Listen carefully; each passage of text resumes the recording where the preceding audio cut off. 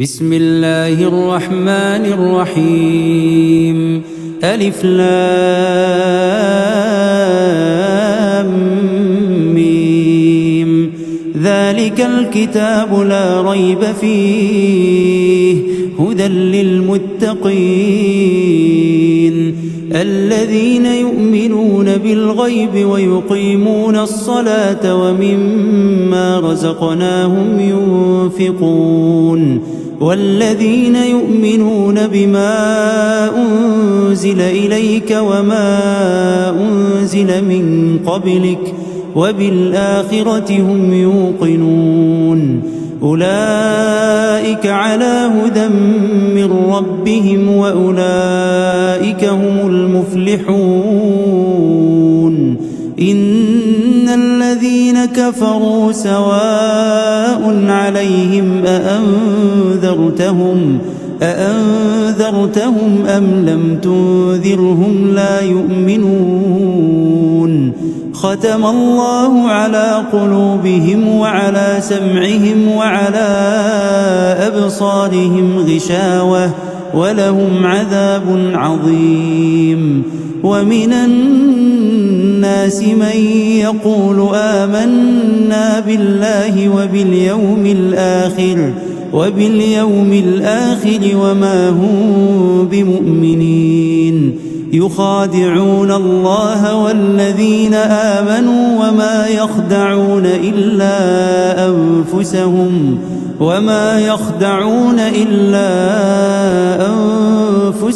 وما يشعرون. في قلوبهم مرض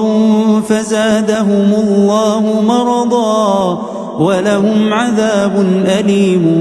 بما كانوا يكذبون. وإذا قيل لهم لا تفسدوا في الأرض قالوا إنما نحن مصلحون ألا إنهم هم المفسدون ولكن لا يشعرون. وإذا قيل لهم آمنوا كما آمن الناس قالوا أنؤمن كما آمن السفهاء ألا إنهم هم السفهاء ولكن لا يعلمون. وإذا لقوا الذين آمنوا قالوا آمنا وإذا خلوا إلى شياطينهم قالوا إنا معكم إنما نحن مستهزئون. الله يستهزئ بهم ويمدهم في طغيانهم يعمهون. أولئك الذين اشتروا الضلالة بالهدى فما ربحت تجارتهم وما كانوا مهتدين. مثلهم كمثل الذي استوقد نارا فلما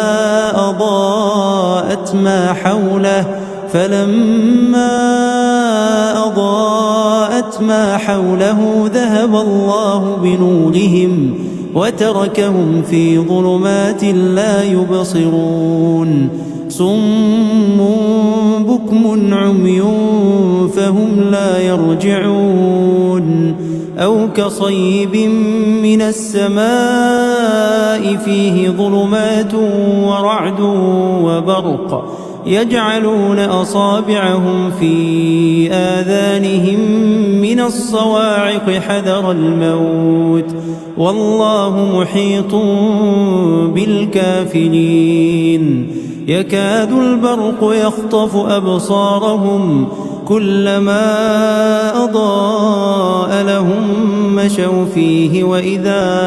أظلم عليهم قاموا ولو شاء الله لذهب بسمعهم وأبصارهم إن الله على كل شيء قدير. يا أيها الناس اعبدوا ربكم الذي خلقكم والذين من قبلكم لعلكم تتقون الذي جعل لكم الأرض فراشا والسماء بناء وأنزل من السماء ماء فأخرج به من الثمرات رزقا لكم فلا تجعلوا لله أندادا وأنتم تعلمون وإن كنتم في ريب مما نزلنا على عبدنا فأتوا بسورة من مثله وادعوا شهداءكم من دون الله إن كنتم صادقين فإن لم تفعلوا ولن تفعلوا فاتقوا النار التي وقودها الناس والحجارة أعدت للكافرين وبشر الذين آمنوا وعملوا الصالحات أن لهم جنات تجري من تحتها الأنهار كلما رزقوا منها من ثمرة رزقا قالوا هذا الذي رزقنا من قبل وأتوا به متشابها ولهم فيها أزواج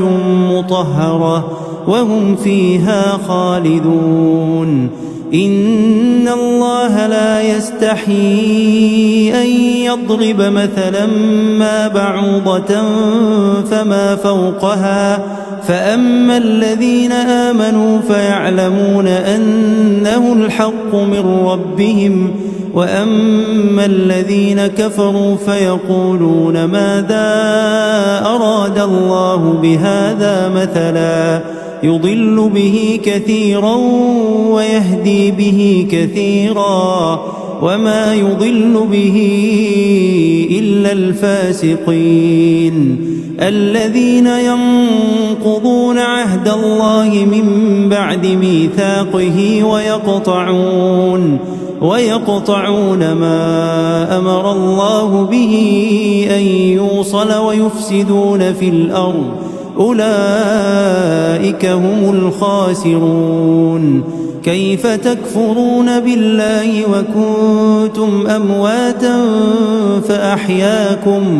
فأحياكم ثم يميتكم ثم يحييكم ثم إليه ترجعون هو الذي خلق لكم ما في الأرض جميعا ثم استوى إلى السماء فسواهن 7 سماوات وهو بكل شيء عليم وإذ قال ربك للملائكة إني جاعل في الأرض خليفة قالوا أتجعل فيها من يفسد فيها ويسفك الدماء ونحن نسبح بحمدك ونقدس لك قال إني أعلم ما لا تعلمون وعلم آدم الأسماء كلها ثم عرضهم على الملائكة فقال أنبئوني بأسماء هؤلاء إن كنتم صادقين قالوا سبحانك لا علم لنا إلا ما علمتنا إنك أنت العليم الحكيم قال يا آدم أنبئهم بأسمائهم فلما أنبأهم بأسمائهم قال ألم أقل لكم إني أعلم غيب السماوات والأرض وأعلم ما تبدون وما كنتم تكتمون. وإذ قلنا للملائكة اسجدوا لآدم فسجدوا إلا إبليس أبى واستكبر وكان من الكافرين. وقلنا يا آدم اسكن أنت وزوجك الجنة وكلا منها رغدا حيث شئتما ولا تقربا هذه الشجرة فتكونا من الظالمين. فأزلهما الشيطان عنها فأخرجهما مما كانا فيه وقلنا اهبطوا بعضكم لبعض عدو ولكم في الأرض مستقر ومتاع إلى حين. فتلقى آدم من ربه كلمات فتاب عليه إنه هو التواب الرحيم. قلنا اهبطوا منها جميعا فإما يأتينكم مني هدى فمن تبع هداي فلا خوف عليهم ولا هم يحزنون. والذين كفروا وكذبوا بآياتنا أولئك أصحاب النار هم فيها خالدون. يا بني إسرائيل اذكروا نعمتي التي أنعمت عليكم وأوفوا بعهدي أوف بعهدكم وإياي فارهبون. وآمنوا بما أنزلت مصدقا لما معكم ولا تكونوا أول كافر به ولا تشتروا بآياتي ثمنا قليلا وإياي فاتقون. ولا تلبسوا الحق بالباطل وتكتموا الحق وأنتم تعلمون. وأقيموا الصلاة وآتوا الزكاة واركعوا مع الراكعين. أتأمرون الناس بالبر وتنسون أنفسكم وأنتم تتلون الكتاب أفلا تعقلون. واستعينوا بالصبر والصلاة وإنها لكبيرة إلا على الخاشعين الذين يظنون أنهم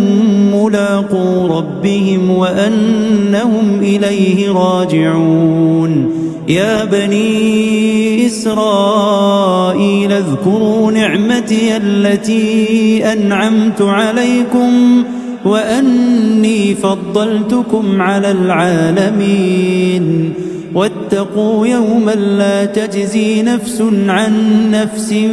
شيئا ولا يقبل منها شفاعة ولا يؤخذ منها عدل ولا هم ينصرون. وإذ نجيناكم من آل فرعون يسومونكم سوء العذاب يذبحون أبناءكم ويستحيون نساءكم وفي ذلكم بلاء من ربكم عظيم. وإذ فرقنا بكم البحر فأنجيناكم وأغرقنا آل فرعون وأنتم تنظرون. وإذ واعدنا موسى 40 ليلة ثم اتخذتم العجل من بعده وأنتم ظالمون. ثم عفونا عنكم من بعد ذلك لعلكم تشكرون. وإذ آتينا موسى الكتاب والفرقان لعلكم تهتدون. وإذ قال موسى لقومه يا قوم إنكم ظلمتم أنفسكم إنكم ظلمتم أنفسكم باتخاذكم العجل فتوبوا إلى بارئكم فاقتلوا أنفسكم ذلكم خير لكم عند بارئكم فتاب عليكم إنه هو التواب الرحيم. وإذ قلتم يا موسى لن نؤمن لك حتى نرى الله جهرة فأخذتكم الصاعقة وأنتم تنظرون ثم بعثناكم من بعد موتكم لعلكم تشكرون وظللنا عليكم الغمام وأنزلنا عليكم المن والسلوى كلوا من طيبات ما رزقناكم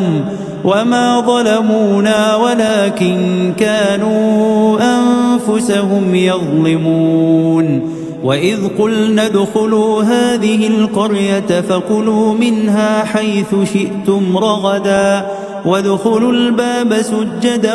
وقولوا حطة نغفر لكم خطاياكم وسنزيد المحسنين. فبدل الذين ظلموا قولا غير الذي قيل لهم فأنزلنا على الذين ظلموا رجزا من السماء بما كانوا يفسقون. وإذ استسقى موسى لقومه فقلنا اضرب بعصاك الحجر فانفجرت منه 12 عينا قد علم كل أناس مشربهم كلوا واشربوا من رزق الله ولا تعثوا في الأرض مفسدين. وإذ قلتم يا موسى لن نصبر على طعام واحد فادع لنا ربك يخرج لنا مما تنبت الأرض من بقلها وقثائها وفومها وعدسها وبصلها قال أتستبدلون الذي هو أدنى بالذي هو خير اهبطوا مصرا فإن لكم ما سألتم وضربت عليهم الذلة والمسكنة وباءوا بغضب من الله ذلك بأنهم كانوا يكفرون بآيات الله ويقتلون النبيين بغير الحق ذلك بما عصوا وكانوا يعتدون. إن الذين آمنوا والذين هادوا والنصارى والصابئين من آمن بالله واليوم الآخر وعمل صالحا فلهم أجرهم عند ربهم ولا خوف عليهم ولا هم يحزنون. وإذ أخذنا ميثاقكم ورفعنا فوقكم الطور خذوا ما آتيناكم بقوة واذكروا ما فيه لعلكم تتقون ثم توليتم من بعد ذلك فلولا فضل الله عليكم ورحمته لكنتم من الخاسرين. ولقد علمتم الذين اعتدوا منكم في السبت فقلنا لهم كونوا قردة خاسئين فجعلناها نكالا لما بين يديها وما خلفها وموعظة للمتقين. وإذ قال موسى لقومه إن الله يأمركم أن تذبحوا بقرة قالوا أتتخذنا هزوا قال أعوذ بالله أن أكون من الجاهلين. قالوا ادع لنا ربك يبين لنا ما هي. قال إنه يقول إنها بقرة لا فارغ ولا بكر عوان بين ذلك فافعلوا ما تؤمرون. قالوا ادع لنا ربك يبين لنا ما لونها. قال إنه يقول إنها بقرة صفراء فاقع لونها تسر الناظرين. قالوا ادع لنا ربك يبين لنا ما هي إن البقرة شابه علينا وإنا إن شاء الله لمهتدون. قال إنه يقول إنها بقرة لا ذلول تثير الأرض ولا تسقي الحرث مسلمة لا شية فيها. قالوا الآن جئت بالحق فذبحوها وما كادوا يفعلون. وإذ قتلتم نفسا فادارأتم فيها والله مخرج ما كنتم تكتمون. فقلنا اضربوه ببعضها كذلك يحيي الله الموتى ويريكم آياته لعلكم تعقلون. ثم قست قلوبكم من بعد ذلك فهي كالحجارة أو أشد قسوة وإن من الحجارة لما يتفجر منه الأنهار وإن منها لما يشقق فيخرج منه الماء وإن منها لما يهبط من خشية الله وما الله بغافل عما تعملون. أفتطمعون أن يؤمنوا لكم وقد كان فريق منهم يسمعون كلام الله ثم يحرفونه من بعد ما عقلوه وهم يعلمون. وإذا لقوا الذين آمنوا قالوا آمنا وإذا خلا بعضهم إلى بعض قالوا أتحدثونه بما فتح الله عليكم ليحاجوكم به عند ربكم أفلا تعقلون. أولا يعلمون أن الله يعلم ما يسرون وما يعلنون. ومنهم أميون لا يعلمون الكتاب إلا أماني وإن هم إلا يظنون. فويل للذين يكتبون الكتاب بأيديهم ثم يقولون هذا من عند الله ليشتروا به ثمنا قليلا فويل لهم مما كتبت أيديهم وويل لهم مما يكسبون. وقالوا لن تمسنا النار إلا أياما معدودة قل أتخذتم عند الله عهدا فلن يخلف الله عهده أم تقولون على الله ما لا تعلمون. بلى من كسب سيئة وأحاطت به خطيئته فأولئك أصحاب النار هم فيها خالدون. والذين آمنوا وعملوا الصالحات أولئك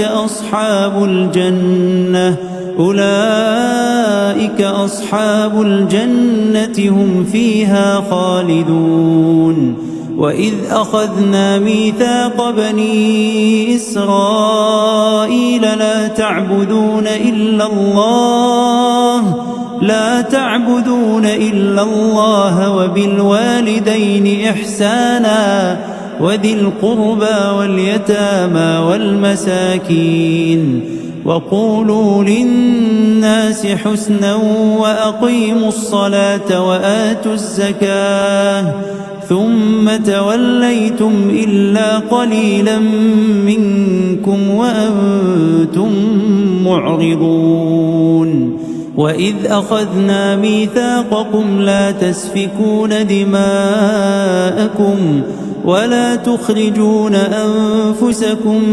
من دياركم ثم أقررتم وأنتم تشهدون ثم أنتم هؤلاء تقتلون أنفسكم وتخرجون فريقا منكم من ديارهم تظاهرون عليهم بالإثم والعدوان وإن يأتوكم أسارى تفادوهم وهو محرم عليكم إخراجهم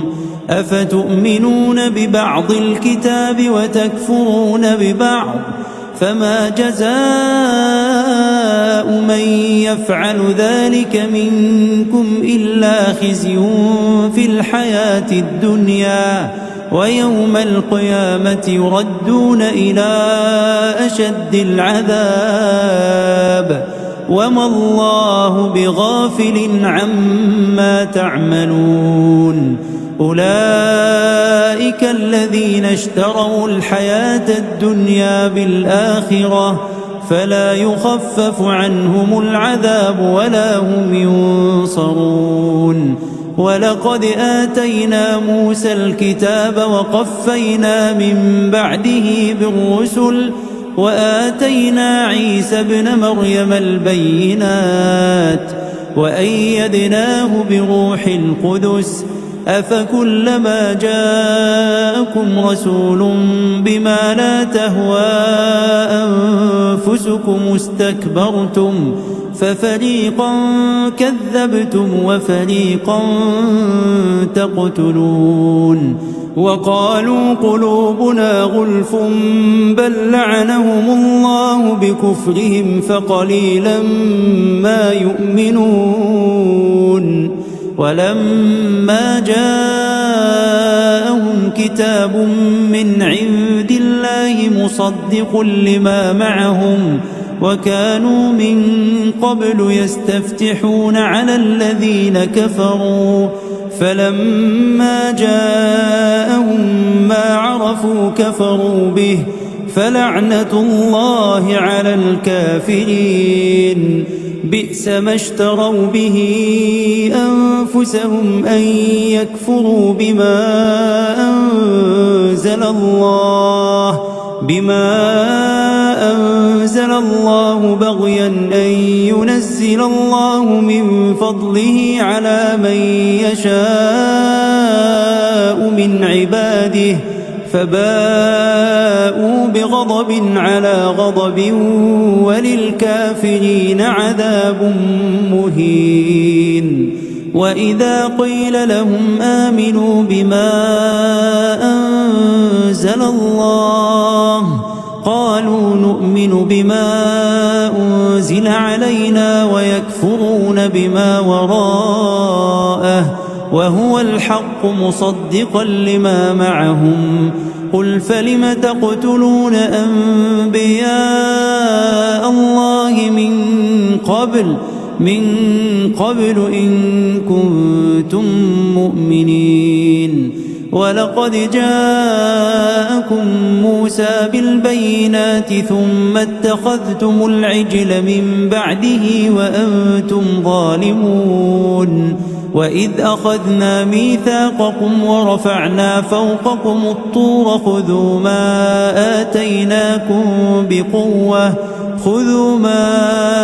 آتيناكم بقوة واسمعوا قالوا سمعنا وعصينا وأشربوا في قلوبهم العجل بكفرهم قل بئس ما يأمركم به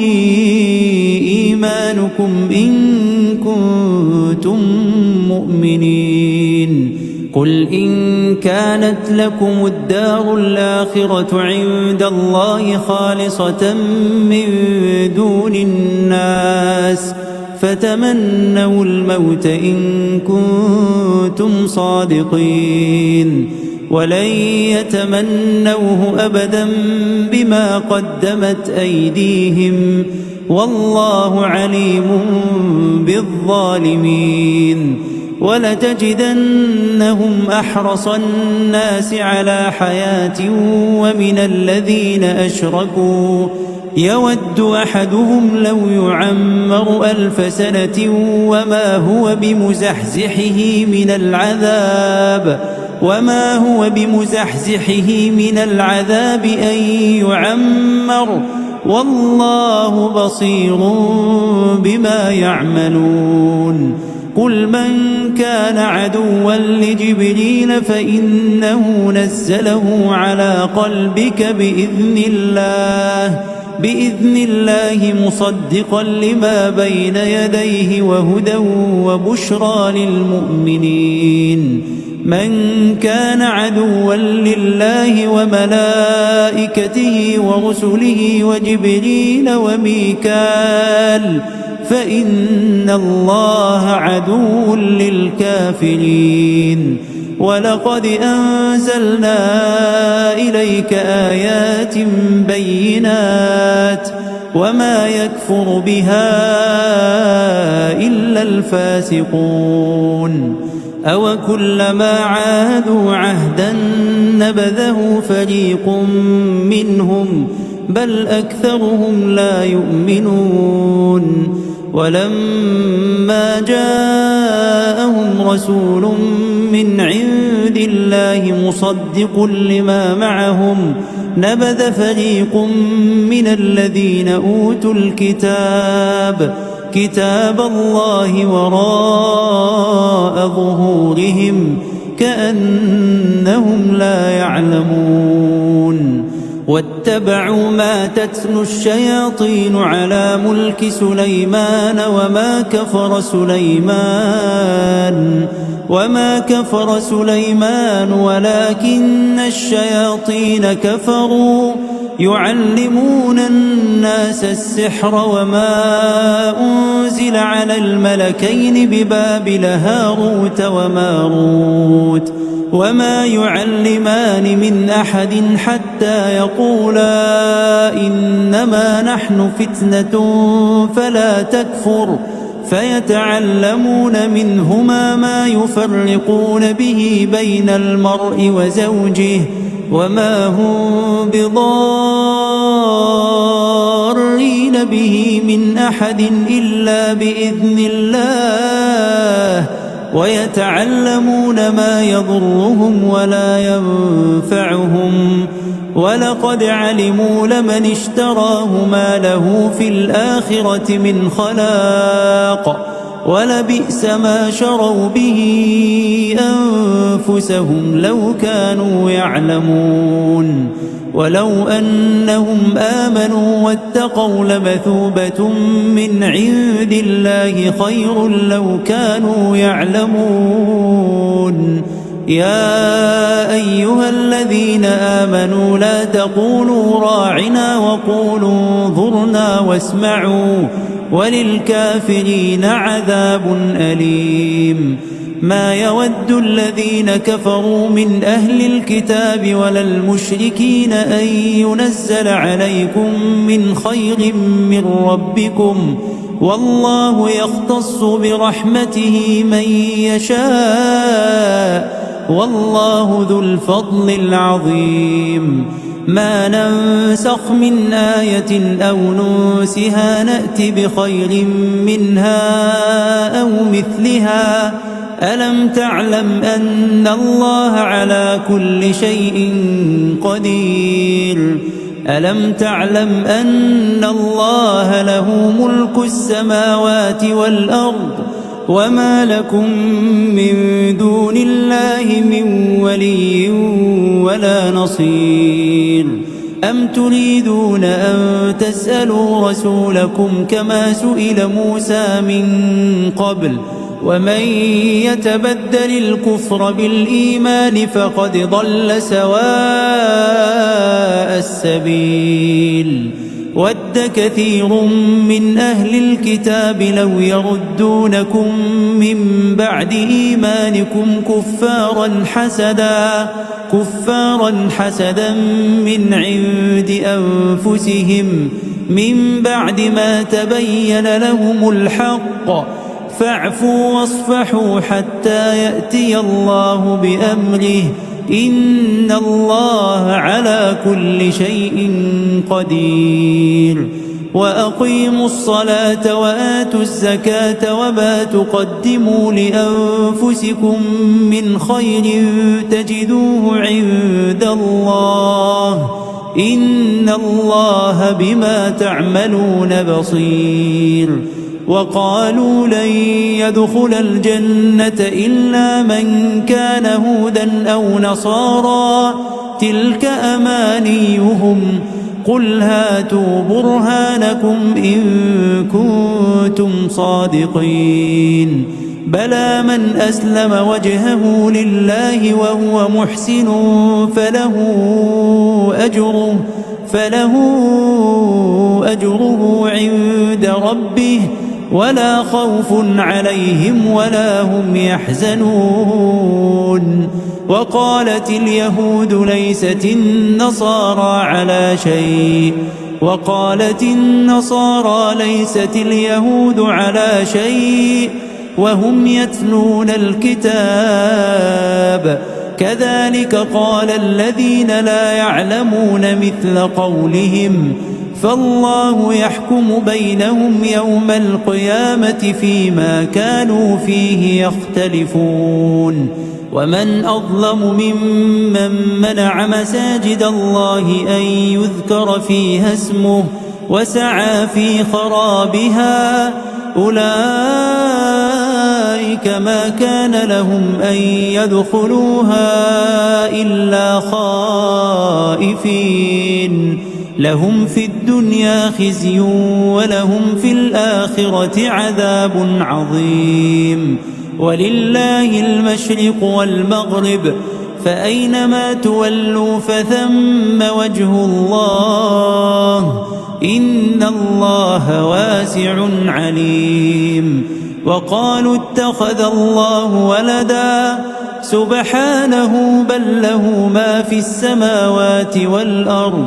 بل له ما في السماوات والأرض كل له قانتون بديع السماوات والأرض وإذا قضى أمرا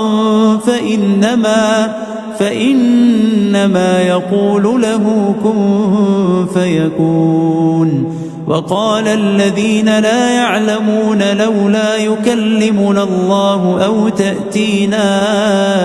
آية كذلك قال الذين من قبلهم مثل قولهم تشابهت قلوبهم قد بينا الآيات لقوم يوقنون إنا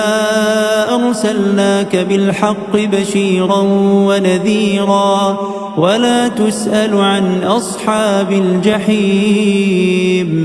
ولن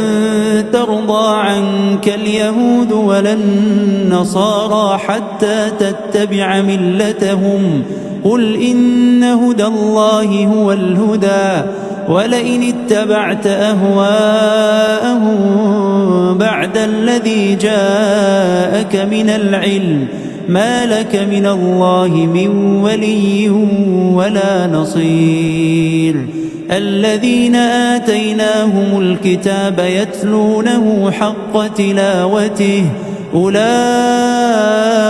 يؤمنون به ومن يكفر به فأولئك هم الخاسرون يا بني إسرائيل اذكروا نعمتي التي أنعمت عليكم وأني فضلتكم على العالمين واتقوا يوما لا تجزي نفس عن نفس شيئا ولا يقبل منها عدل ولا تنفعها شفاعة ولا هم ينصرون. وإذ ابتلى إبراهيم ربه بكلمات فأتمهن قال إني جاعلك للناس إماما قال ومن ذريتي قال لا ينال عهد الظالمين. وإذ جعلنا البيت مثابة للناس وأمنا واتخذوا من مقام إبراهيم مصلى وعهدنا إلى إبراهيم وإسماعيل أن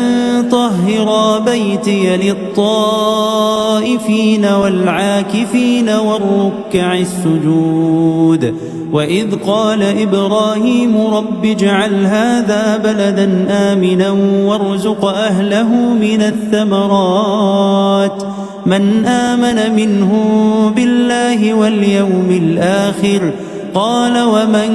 كفر فأمتعه قليلا ثم أضطره إلى عذاب النار وبئس المصير.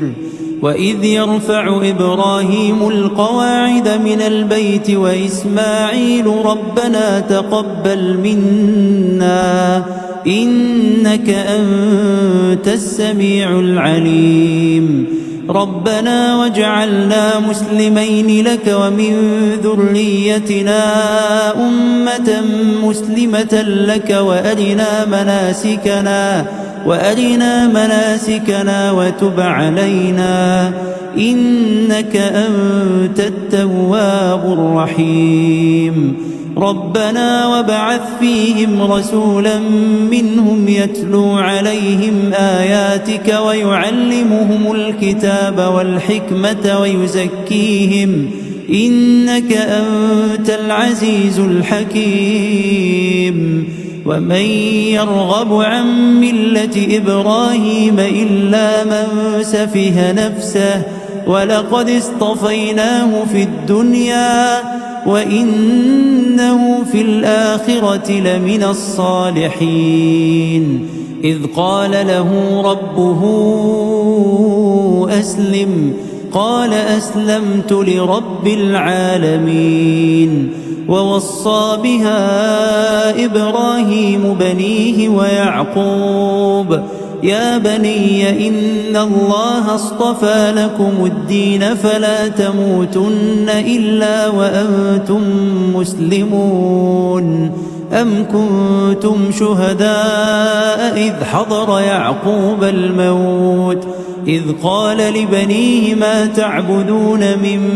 بعدي قالوا نعبد إلهك وإله آبائك إبراهيم وإسماعيل وإسحاق إلها واحدا ونحن له مسلمون. تلك أمة قد خلت لها ما كسبت ولكم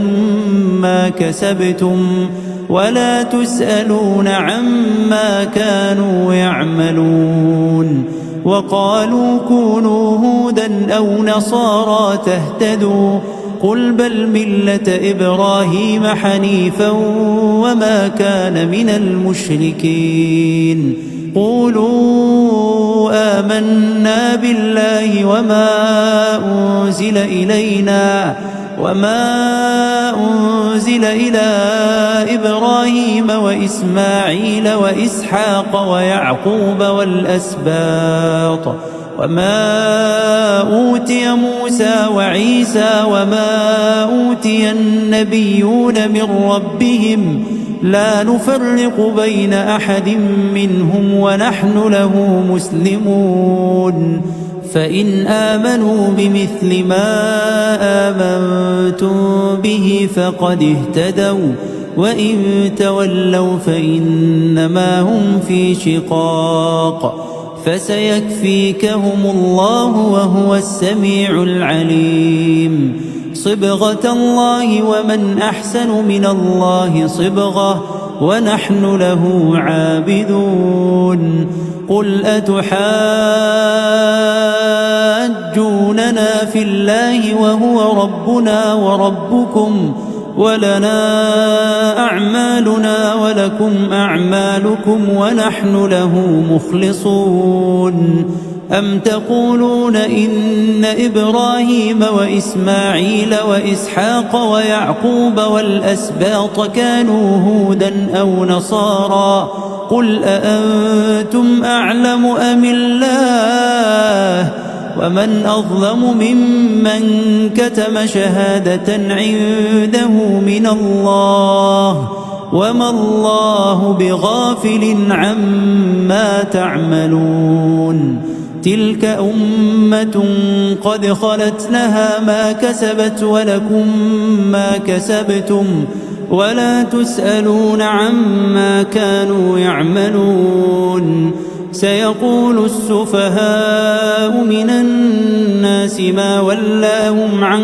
قبلتهم التي كانوا عليها قل لله المشرق والمغرب يهدي من يشاء إلى صراط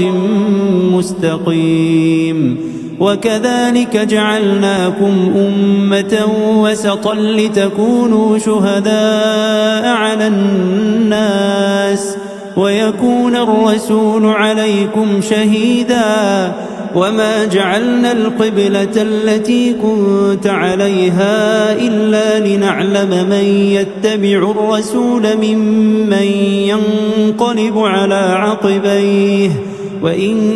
كانت لكبيرة إلا على الذين هدى الله وما كان الله ليضيع إيمانكم إن الله بالناس لرؤوف رحيم. قد نرى تقلب وجهك في السماء فلنولينك قبلة ترضاها فول وجهك شطر المسجد الحرام وحيث ما كنتم فولوا وجوهكم شطره وإن الذين أوتوا الكتاب ليعلمون أنه الحق من ربهم وما الله بغافل عما يعملون. ولئن أتيت الذين أوتوا الكتاب بكل آية ما تبعوا قبلتك وما أنت بتابع قبلتهم وما بعضهم بتابع قبلة بعض ولئن اتبعت أهواءهم من بعد ما جاءك من العلم إنك إذا لمن الظالمين. الذين آتيناهم الكتاب يعرفونه كما يعرفون أبناءهم وإن فريقا منهم ليكتمون الحق وهم يعلمون. الحق من ربك فلا تكونن من الممترين. ولكل وجهة هو موليها فاستبقوا الخيرات أينما تكونوا يأت بكم الله جميعا إن الله على كل شيء قدير. ومن حيث خرجت فول وجهك شطر المسجد الحرام وإنه للحق من ربك وما الله بغافل عما تعملون. ومن حيث خرجت فول وجهك شطر المسجد الحرام وحيث ما كنتم فولوا وجوهكم شطره لئلا يكون للناس عليكم حجة إلا الذين ظلموا منهم فلا تخشوهم واخشوني ولأتم نعمتي عليكم ولعلكم تهتدون. كما أرسلنا فيكم رسولا منكم يتلو عليكم آياتنا ويعلمكم الكتاب والحكمة ويعلمكم ما لم تكونوا تعلمون فاذكروني أذكركم واشكروا لي ولا تكفرون يا أيها الذين آمنوا استعينوا بالصبر والصلاة إن الله مع الصابرين ولا تقولوا لمن يقتل في سبيل الله أموات بل أحياء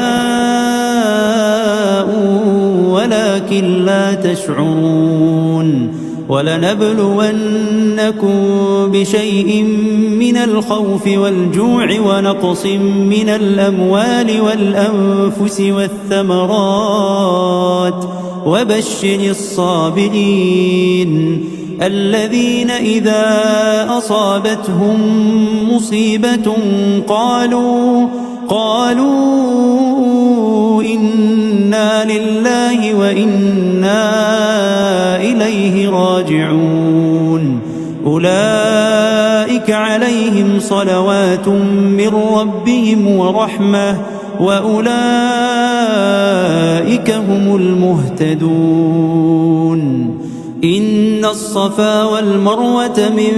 شعائر الله فمن حج البيت أو اعتمر فلا جناح عليه أن يطوف بهما ومن تطوع خيرا فإن الله شاكر عليم إن الذين يكتمون ما أنزلنا من البينات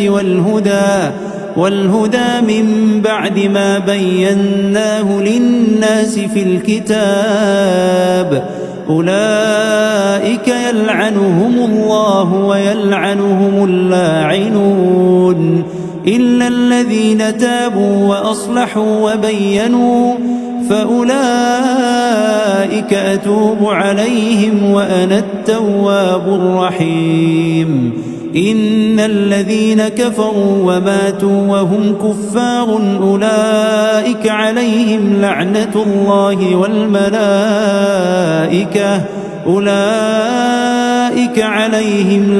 الله والملائكة والناس أجمعين خالدين فيها لا يخفف عنهم العذاب ولا هم ينظرون وإلهكم إله واحد لا إله إلا هو الرحمن الرحيم إن في خلق السماوات والأرض واختلاف الليل والنهار والفلك التي تجري في البحر بما ينفع الناس وما أنزل الله من السماء من ماء فأحيا به الأرض بعد موتها وبث فيها من كل دابة وتصريف الرياح والسحاب المسخر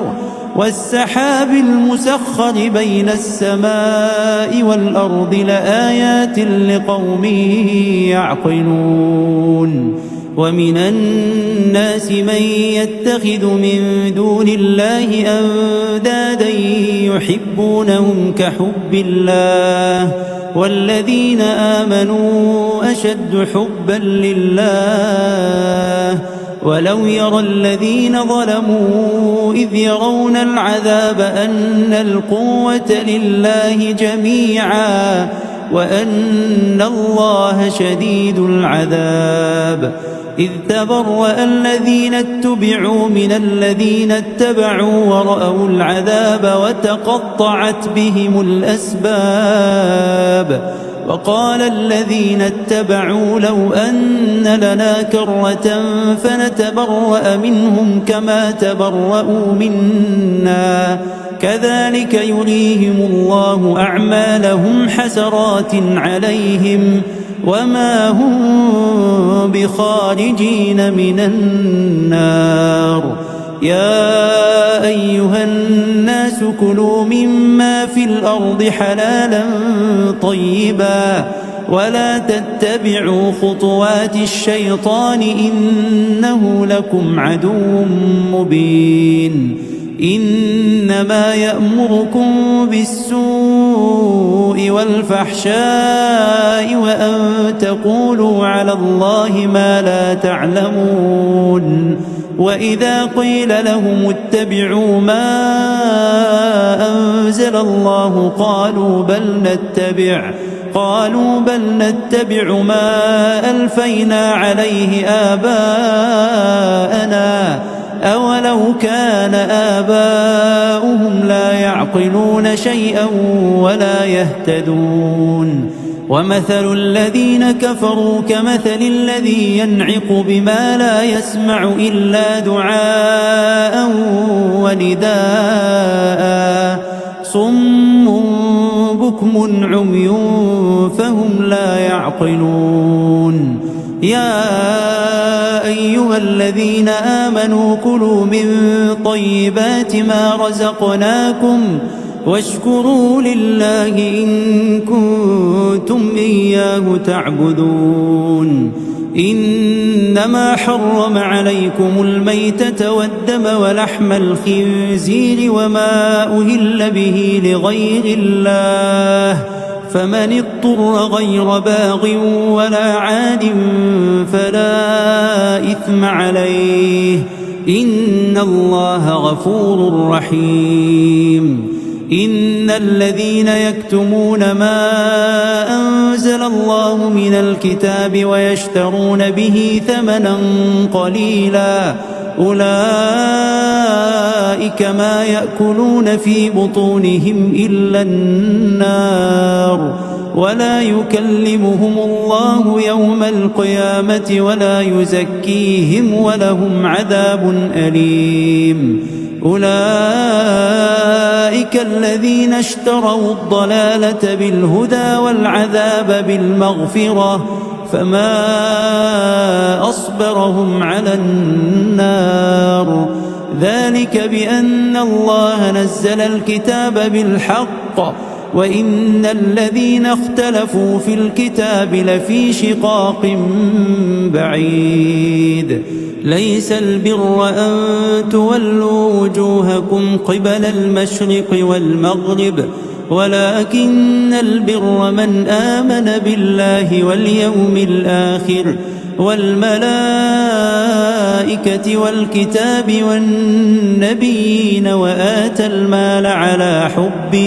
وآتى المال على حبه ذوي القربى واليتامى والمساكين وابن السبيل والسائلين وفي الرقاب وأقام الصلاة وآتى الزكاة والموفون بعهدهم إذا عاهدوا والصابرين في البأساء والضراء وحين البأس أولئك الذين صدقوا وأولئك هم المتقون يا أيها الذين آمنوا كتب عليكم القصاص في القتلى الحر بالحر والعبد بالعبد والأنثى بالأنثى فمن عفي له من أخيه شيء فاتباع بالمعروف وأداء إليه بإحسان ذلك تخفيف من ربكم ورحمة فمن اعتدى بعد ذلك فله عذاب أليم ولكم في القصاص حياة يا أولي الألباب لعلكم تتقون كتب عليكم إذا حضر أحدكم الموت إن ترك خيرا الوصية للوالدين والأقربين بالمعروف حقا على المتقين فمن بدله بعدما سمعه فإنما إثمه على الذين يبدلونه إن الله سميع عليم فمن خاف من موص جنفا أو إثما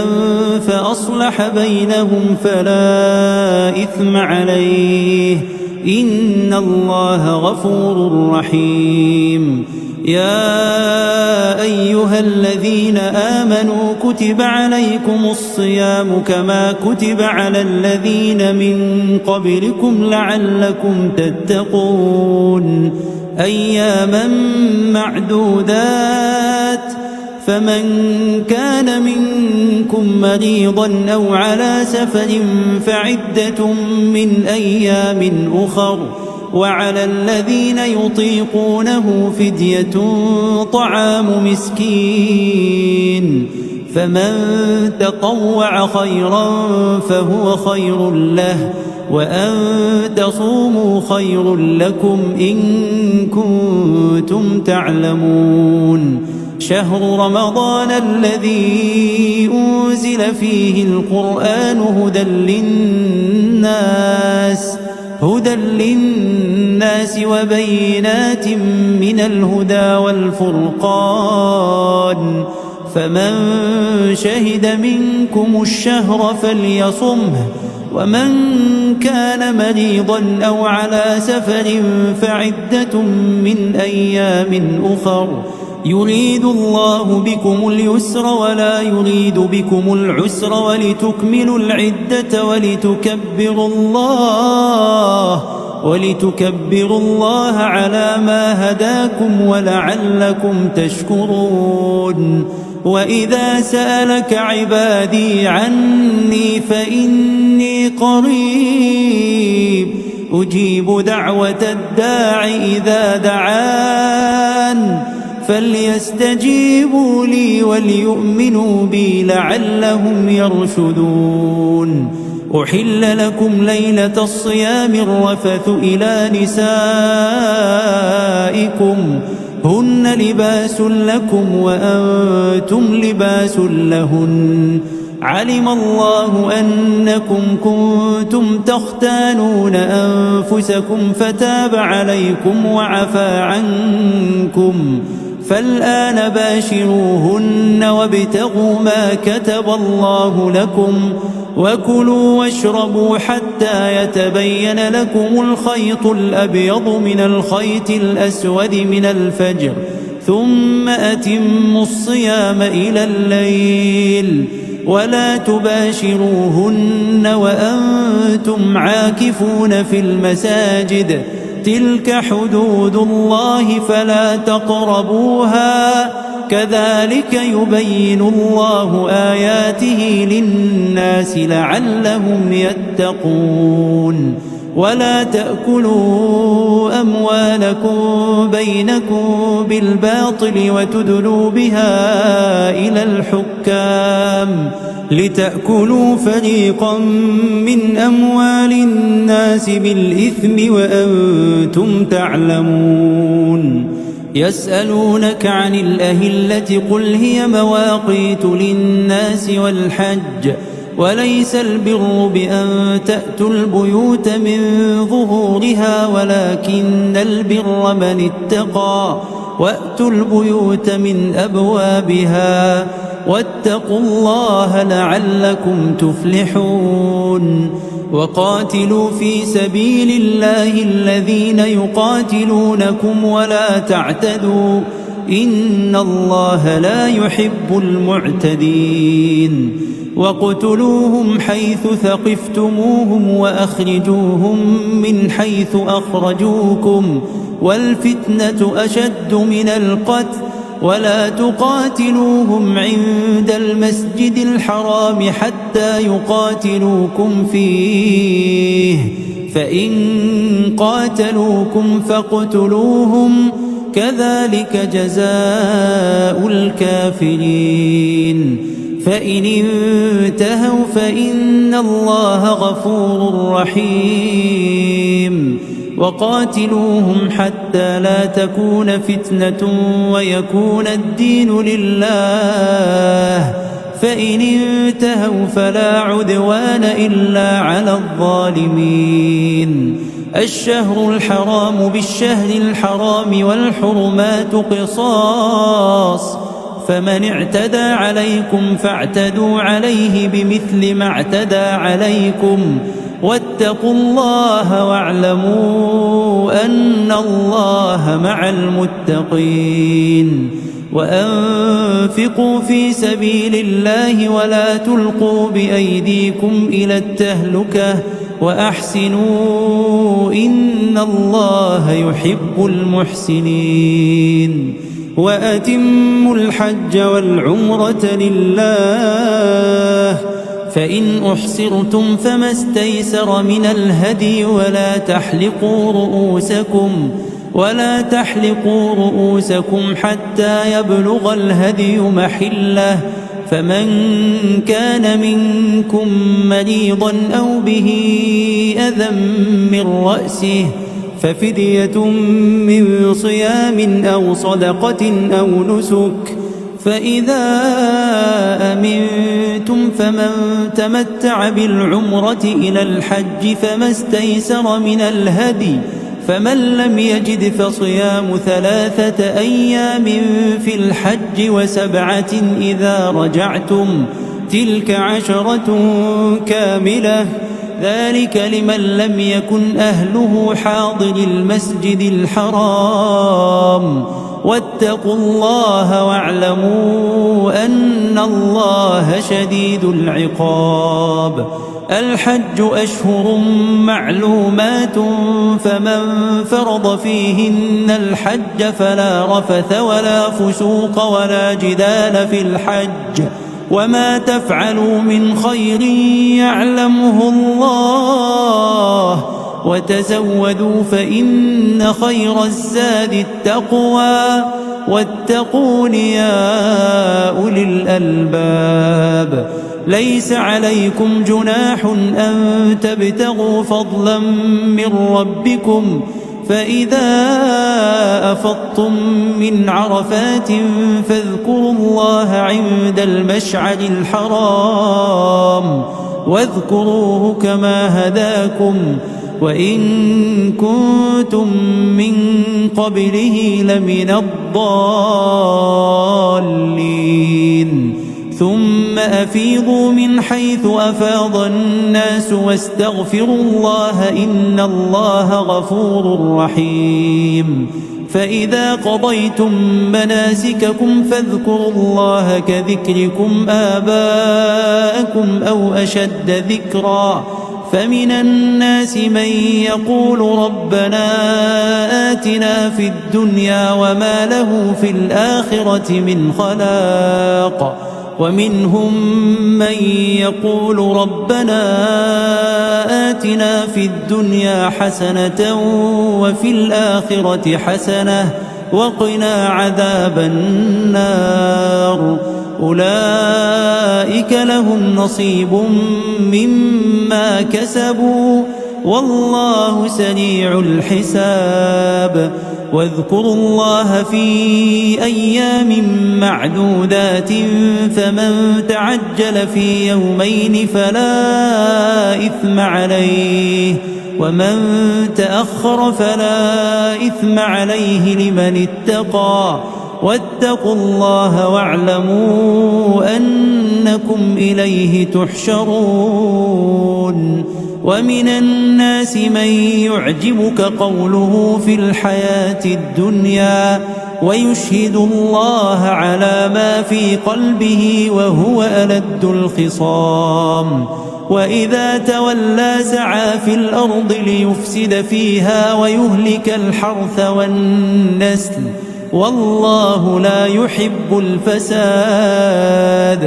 وإذا قيل له اتق الله أخذته العزة بالإثم، فحسبه جهنم ولبئس المهاد. ومن الناس من يشري نفسه ابتغاء مرضات الله، والله رؤوف بالعباد. يا أيها الذين آمنوا ادخلوا في السلم كافة ولا تتبعوا خطوات الشيطان إنه لكم عدو مبين فإن زللتم من بعد ما جاءتكم البينات فاعلموا أن الله عزيز حكيم هل ينظرون إلا أن يأتيهم الله في ظلل من الغمام والملائكة وقضي الأمر وإلى الله ترجع الأمور سل بني إسرائيل كم آتيناهم من آية بينة ومن يبدل نعمة الله من بعد ما جاءته فإن الله شديد العقاب زين للذين كفروا الحياة الدنيا ويسخرون من الذين آمنوا والذين اتقوا فوقهم يوم القيامة والله يرزق من يشاء بغير حساب كان الناس أمة واحدة فبعث الله النبيين مبشرين ومنذرين وأنزل معهم الكتاب بالحق ليحكم بين الناس فيما اختلفوا فيه وما اختلف فيه إلا الذين أوتوه من بعد ما جاءتهم البينات بغيا بينهم فهدى الله الذين آمنوا لما اختلفوا فيه من الحق بإذنه والله يهدي من يشاء إلى صراط مستقيم أم حسبتم أن تدخلوا الجنة ولما يأتكم مثل الذين خلوا من قبلكم مستهم البأساء والضراء وزلزلوا حتى يقول الرسول والذين آمنوا معه متى نصر الله ألا إن نصر الله قريب يسألونك ماذا ينفقون قل ما أنفقتم من خير فللوالدين والأقربين واليتامى والمساكين وابن السبيل وما تفعلوا من خير فإن الله به عليم كتب عليكم القتال وهو كره لكم وعسى أن تكرهوا شيئا وهو خير لكم وعسى أن تحبوا شيئا وهو شر لكم والله يعلم وأنتم لا تعلمون يسألونك عن الشهر الحرام قتال فيه قل قتال فيه كبير وصد عن سبيل الله وكفر به والمسجد الحرام وإخراج أهله منه أكبر عند الله والفتنة أكبر من القتل ولا يزالون يقاتلونكم حتى يردوكم عن دينكم إن استطاعوا ومن يرتد منكم عن دينه فيمت وهو كافر فأولئك حبطت أعمالهم في الدنيا والآخرة وأولئك أصحاب النار هم فيها خالدون إن الذين آمنوا والذين هاجروا وجاهدوا في سبيل الله أولئك يرجون رحمة الله والله غفور رحيم يسألونك عن الخمر والميسر قل فيهما إثم كبير ومنافع للناس وإثمهما أكبر من نفعهما ويسألونك ماذا ينفقون قل العفو كذلك يبين الله لكم الآيات لعلكم تتفكرون في الدنيا والآخرة. ويسألونك عن اليتامى قل إصلاح لهم خير وإن تخالطوهم فإخوانكم والله يعلم المفسد من المصلح ولو شاء الله لأعنتكم إن الله عزيز حكيم. ولا تنكحوا المشركات حتى يؤمن ولأمة مؤمنة خير من مشركة ولو أعجبتكم ولا تنكحوا المشركين حتى يؤمنوا ولعبد مؤمن خير من مشرك ولو أعجبكم أولئك يدعون إلى النار والله يدعو إلى الجنة والمغفرة بإذنه ويبين آياته للناس لعلهم يتذكرون. ويسألونك عن المحيض قل هو أذى فاعتزلوا النساء في المحيض ولا تقربوهن حتى يطهرن فإذا تطهرن فأتوهن من حيث أمركم الله إن الله يحب التوابين ويحب المتطهرين. نساؤكم حرث لكم فأتوا حرثكم أنى شئتم وقدموا لأنفسكم واتقوا الله واعلموا أنكم ملاقوه وبشر المؤمنين. ولا تجعلوا الله عرضة لأيمانكم أن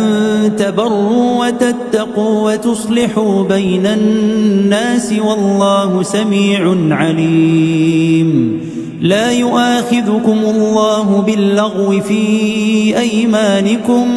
ولكن يؤاخذكم بما كسبت قلوبكم والله غفور حليم. للذين يؤلون من نسائهم تربص 4 أشهر فإن فاءوا فإن الله غفور رحيم. وإن عزموا الطلاق فإن الله سميع عليم. والمطلقات يتربصن بأنفسهن 3 قروء ولا يحل لهن أن يكتمن ما خلق الله في أرحامهن إن كن يؤمن بالله واليوم الآخر وبعولتهن أحق بردهن في ذلك إن أرادوا إصلاحا ولهن مثل الذي عليهن بالمعروف وللرجال عليهن درجة والله عزيز حكيم. الطلاق 2 فإمساك بمعروف أو تسريح بإحسان ولا يحل لكم أن تأخذوا مما آتيتموهن شيئا إلا أن يخافا ألا يقيما حدود الله فإن خفتم ألا يقيما حدود الله فلا جناح عليهما فيما افتدت به تلك حدود الله فلا تعتدوها ومن يتعد حدود الله فأولئك هم الظالمون. فإن طلقها فلا تحل له من بعد حتى تنكح زوجا غيره فإن طلقها فلا جناح عليهما فلا جناح عليهما أن يتراجعا إن ظنا أن يقيما حدود الله، وتلك حدود الله يبينها لقوم يعلمون. وإذا طلقتم النساء فبلغن أجلهن فأمسكوهن بمعروف أو سرحوهن بمعروف، ولا تمسكوهن ضرارا لتعتدوا، ومن يفعل ذلك فقد ظلم نفسه. ولا تتخذوا آيات الله هزوا، واذكروا نعمة الله عليكم وما أنزل عليكم من الكتاب والحكمة يعظكم به، واتقوا الله واعلموا أن الله بكل شيء عليم. وإذا طلقتم النساء فبلغن أجلهن فلا تعضلوهن أن ينكحن أزواجهن إذا تراضوا بينهم بالمعروف، ذلك يوعظ به من كان منكم يؤمن بالله واليوم الآخر،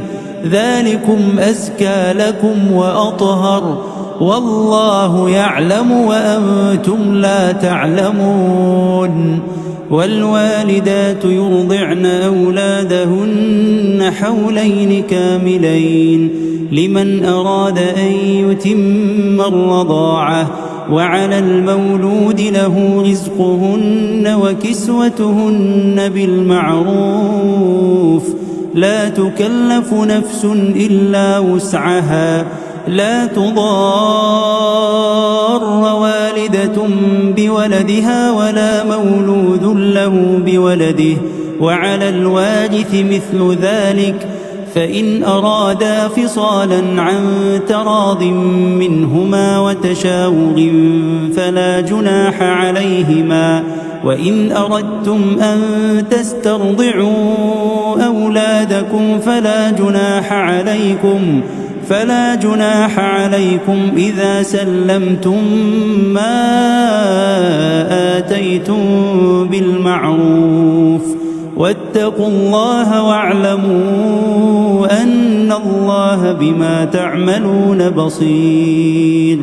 والذين يتوفون منكم ويذرون أزواجا يتربصن بأنفسهن 4 أشهر وعشرا، فإذا بلغن أجلهن فلا جناح عليكم فيما فعلن في أنفسهن بالمعروف، والله بما تعملون خبير. ولا جناح عليكم فيما عرضتم به من خطبة النساء أو أكننتم في أنفسكم، علم الله أنكم ستذكرونهن ولكن لا تواعدوهن سرا إلا أن تقولوا قولا معروفا، ولا تعزموا عقدة النكاح حتى يبلغ الكتاب أجله، واعلموا أن الله يعلم ما في أنفسكم فاحذروه، واعلموا أن الله غفور حليم. لا جناح عليكم إن طلقتم النساء ما لم تمسوهن أو تفرضوا لهن فريضة، ومتعوهن على الموسع قدره وعلى المقتر قدره متاعا بالمعروف حقا على المحسنين. وإن طلقتموهن من قبل أن تمسوهن وقد فرضتم لهن فريضة فنصف ما فرضتم إلا أن يعفون أو يعفو الذي بيده عقدة النكاح وأن تعفوا أقرب للتقوى ولا تنسوا الفضل بينكم إن الله بما تعملون بصير حافظوا على الصلوات والصلاة الوسطى وقوموا لله قانتين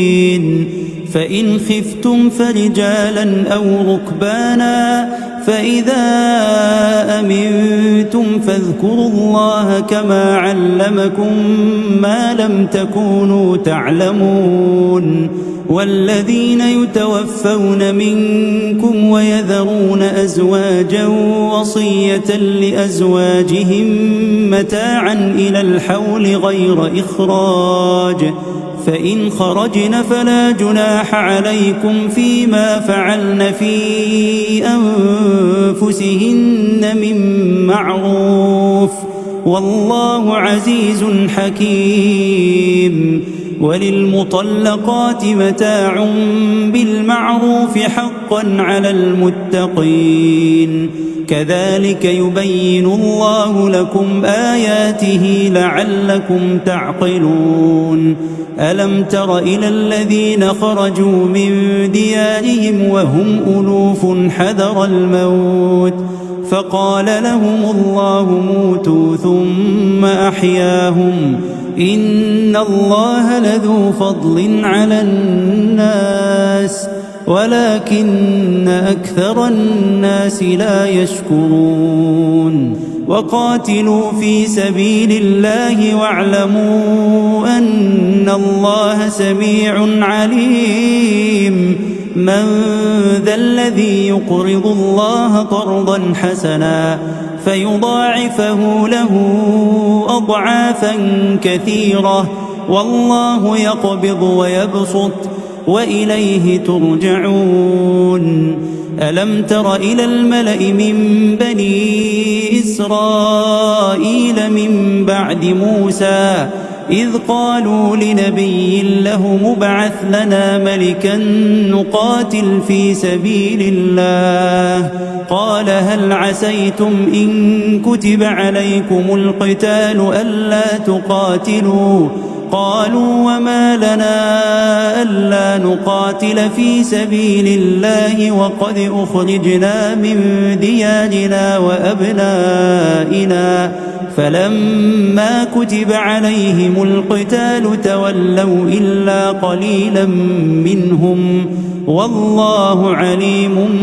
بالظالمين وقال لهم نبيهم إن الله قد بعث لكم طالوت ملكا قالوا أنى يكون له الملك علينا ونحن أحق بالملك منه ولم يؤت سعة من المال قال إن الله اصطفاه عليكم وزاده بسطة في العلم والجسم والله يؤتي ملكه من يشاء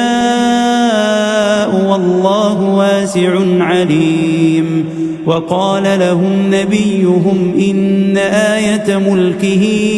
أن يأتيكم التابوت فيه سكينة من ربكم وبقية مما ترك آل موسى وآل هارون تحمله الملائكة إن في ذلك لآية لكم إن كنتم مؤمنين فلما فصل طالوت بالجنود قال إن الله مبتليكم بنهر فمن شرب منه فليس مني ومن لم يطعمه فإنه مني إلا من اغترف غرفة بيده فشربوا منه إلا قليلا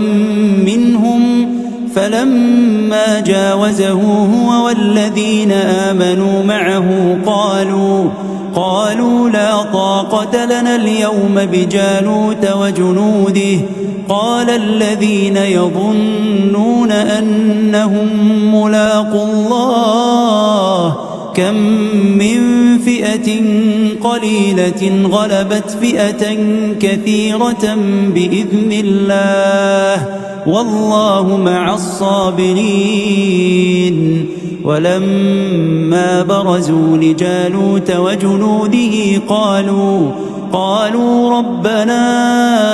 أفرغ علينا صبرا وثبت أقدامنا وانصرنا على القوم الكافرين. فهزموهم بإذن الله وقتل داود جالوت وآتاه الله الملك والحكمة وعلمه مما يشاء. ولولا دفع الله الناس بعضهم ببعض لفسدت الأرض ولكن الله ذو فضل على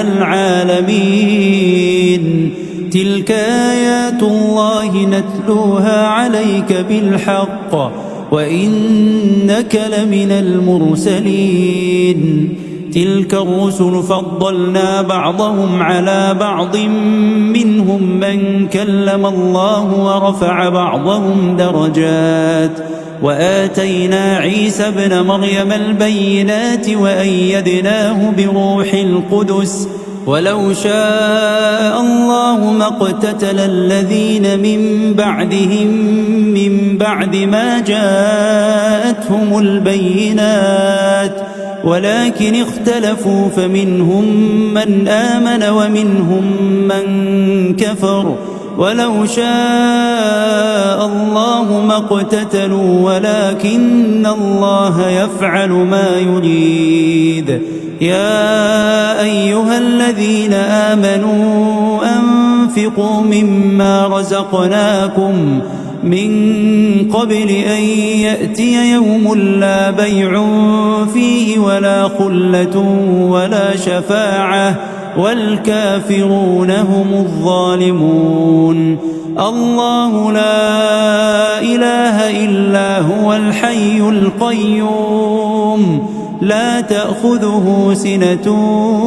ولا نوم له ما في السماوات وما في الأرض. من ذا الذي يشفع عنده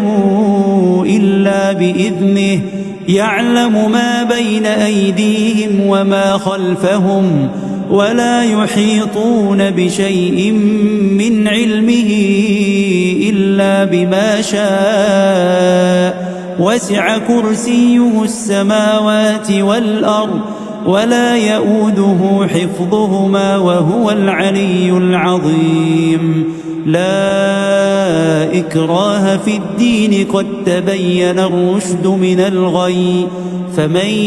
يكفر بالطاغوت ويؤمن بالله فقد استمسك بالعروة الوثقى لا انفصام لها والله سميع عليم. الله ولي الذين آمنوا يخرجهم من الظلمات إلى النور والذين كفروا أولياؤهم الطاغوت يخرجونهم من النور إلى الظلمات أولئك أصحاب النار هم فيها خالدون. ألم تر إلى الذي حاج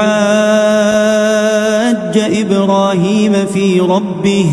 أن آتاه الله الملك إذ قال إبراهيم ربي الذي يحيي ويميت قال أنا أحيي وأميت قال إبراهيم فإن الله يأتي بالشمس من المشرق فأت بها من المغرب فبهت الذي كفر والله لا يهدي القوم الظالمين. أو كالذي مر على قرية وهي خاوية على عروشها قال أنى يحيي هذه الله بعد موتها فأماته الله 100 عام ثم بعثه قال كم لبثت؟ قال لبثت يوما أو بعض يوم. قال بل لبثت 100 عام فانظر إلى طعامك وشرابك لم يتسنه وانظر إلى حمارك ولنجعلك آية للناس وانظر إلى العظام كيف ننشزها ثم نكسوها لحما فلما تبين له قال أعلم أن الله على كل شيء قدير. وإذ قال إبراهيم رب أرني كيف تحيي الموتى قال أولم تؤمن قال بلى ولكن ليطمئن قلبي قال فخذ 4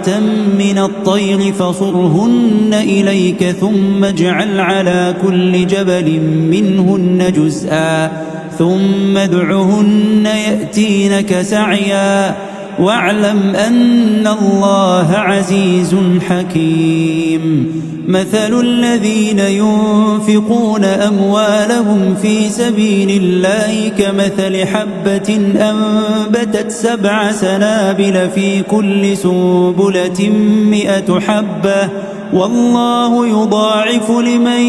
يشاء والله واسع عليم. الذين ينفقون أموالهم في سبيل الله ثم لا يتبعون ما أنفقوا منا ولا أذى لهم أجرهم عند ربهم ولا خوف عليهم ولا هم يحزنون. قول معروف ومغفرة خير من صدقة يتبعها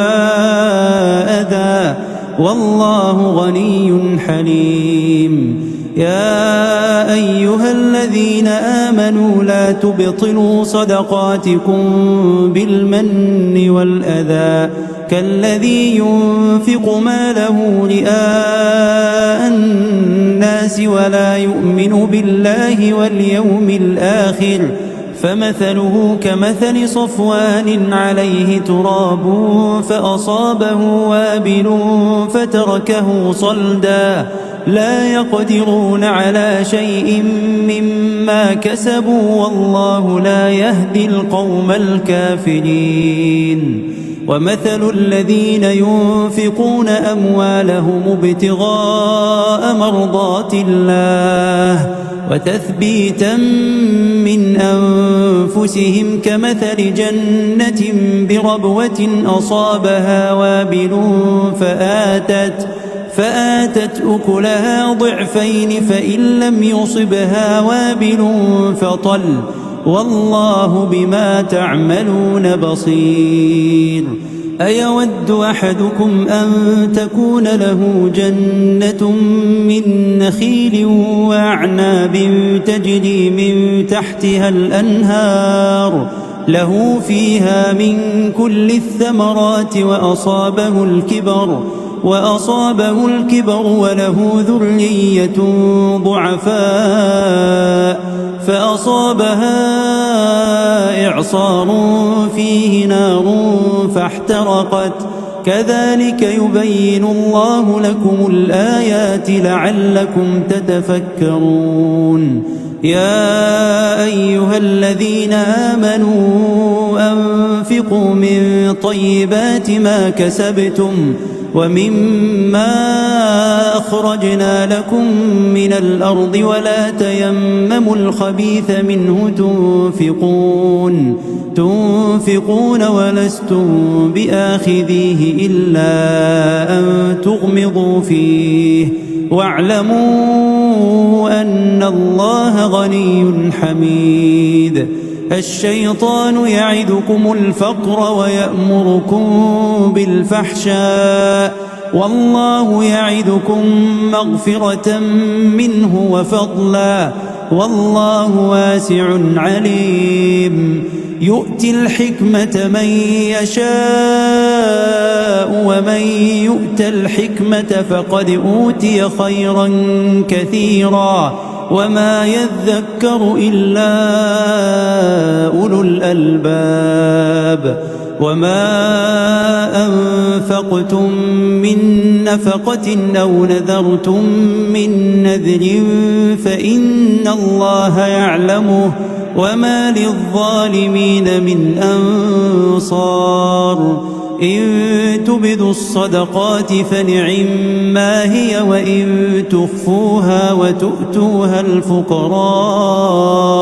وإن تخفوها وتؤتوها الفقراء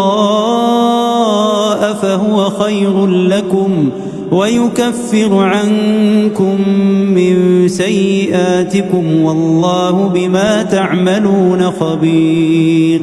ليس عليك هداهم ولكن الله يهدي من يشاء وما تنفقوا من خير فلأنفسكم وما تنفقون إلا ابتغاء وجه الله وما تنفقوا من خير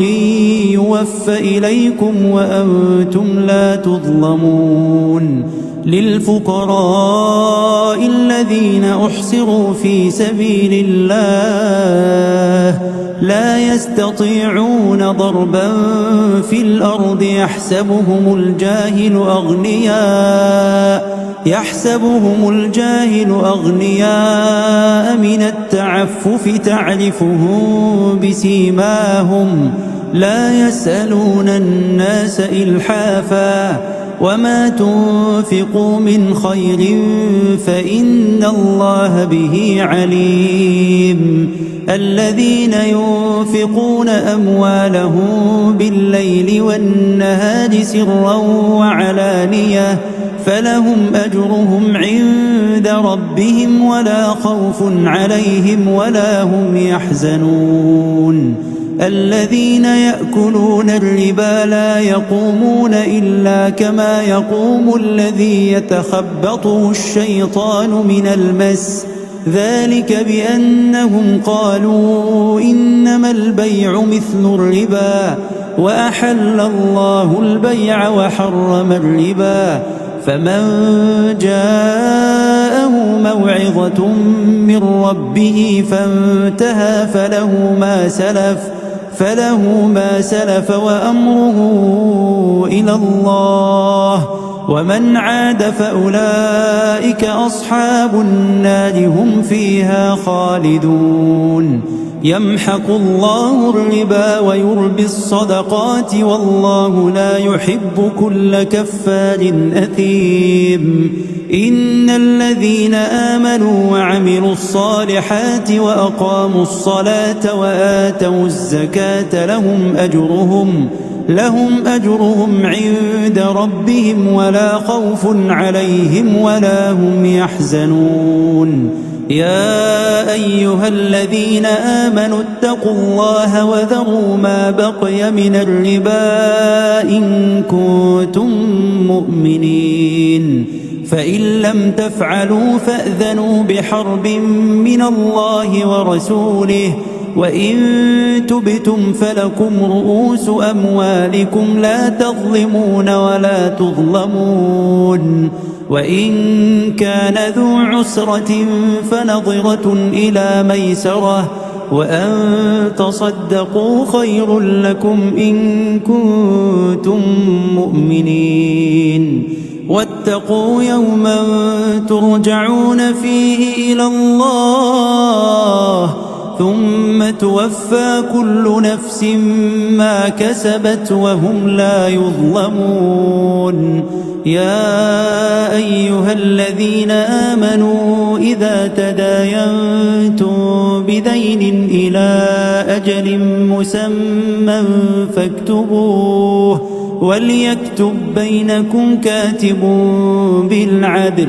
ولا يأب كاتب أن يكتب كما علمه الله فليكتب وليملل الذي عليه الحق وليتق الله ربه ولا يبخس منه شيئا فإن كان الذي عليه الحق سفيها أو ضعيفا أو لا يستطيع أن يمل هو فليملل وليه بالعدل واستشهدوا شهيدين من رجالكم فإن لم يكونا رجلين فرجل وامرأتان ممن ترضون من الشهداء أن تضل إحداهما فتذكر إحداهما الأخرى ولا يأبى الشهداء إذا ما دعوا ولا تسأموا أن تكتبوه صغيرا أو كبيرا إلى أجله ذلكم أقسط عند الله وأقوم للشهادة وأدنى ألا ترتابوا إلا أن تكون تجارة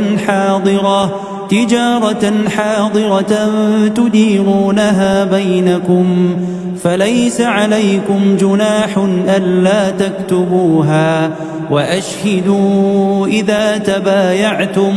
ولا يضار كاتب ولا شهيد وإن تفعلوا فإنه فسوق بكم واتقوا الله ويعلمكم الله والله بكل شيء عليم وإن كنتم على سفر ولم تجدوا كاتبا فرهان مقبوضة فإن أمن بعضكم بعضا فليؤدي الذي اؤتمن أمانته وليتق الله ربه ولا تكتموا الشهادة ومن يكتمها فإنه آثم قلبه والله بما تعملون عليم لله ما في السماوات وما في الأرض وإن تبدوا ما في أنفسكم أو تخفوه يحاسبكم به الله فيغفر لمن يشاء ويعذب من يشاء والله على كل شيء قدير آمن الرسول بما أنزل إليه من ربه والمؤمنون كل آمن بالله وملائكته وكتبه ورسله لا نفرق بين أحد من رسله وقالوا سمعنا وأطعنا غفرانك ربنا وإليك المصير لا يكلف الله نفسا إلا وسعها لها ما كسبت وعليها ما اكتسبت ربنا لا تؤاخذنا إن نسينا أو أخطأنا ربنا ولا تحمل علينا إصرا كما حملته على الذين من قبلنا ربنا ولا تحملنا ما لا طاقة لنا به واعف عنا واغفر لنا وارحمنا أنت مولانا فانصرنا على القوم الكافرين